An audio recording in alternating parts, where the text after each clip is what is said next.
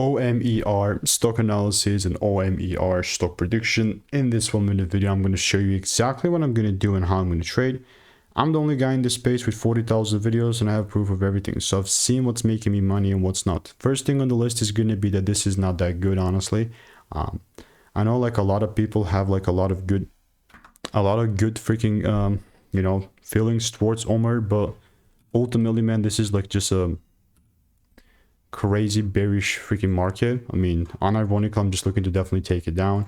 So how is this going to look like? Well, I'm just going to mark up the lows, mark up my supply zone, and only if the price does reach into my supply zone and does give me some sort of a double break, then and only then I'm actually going to look to take it down. Other than that, selling randomly, it's not going to be happening.